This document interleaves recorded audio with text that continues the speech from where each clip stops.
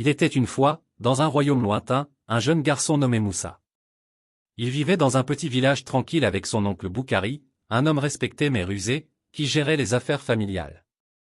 Orphelin depuis son plus jeune âge, Moussa avait grandi sous la tutelle de Boukhari, qu'il considérait comme un père.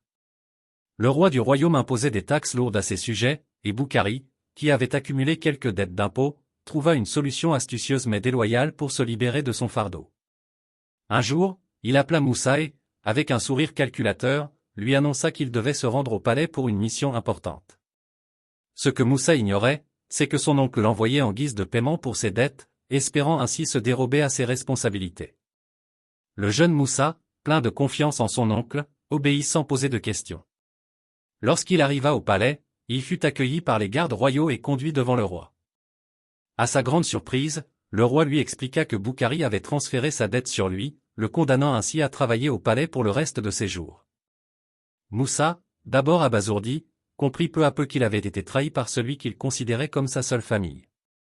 Cependant, la vie de Moussa au palais ne se déroula pas comme Boukhari l'avait prévu. Intelligent et observateur, Moussa fit preuve d'une grande sagesse dans ses tâches quotidiennes.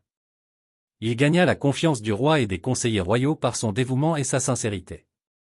Avec le temps, il devint un proche confident du souverain, qui voyait en lui un potentiel inexploité. Lorsque le roi tomba gravement malade, il convoqua les sages du royaume et ses conseillers.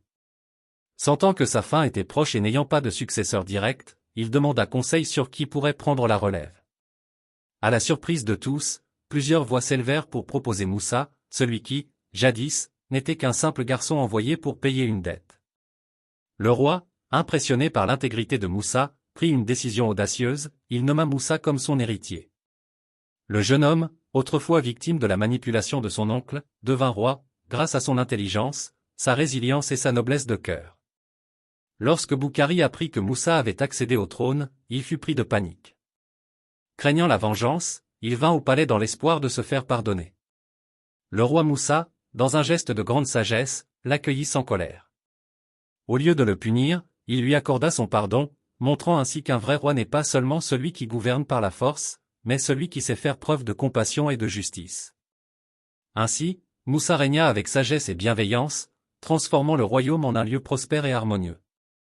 Son histoire devint une légende, celle d'un jeune garçon trahi, mais qui grâce à son cœur pur et à sa détermination, devint le roi d'un royaume autrefois hostile.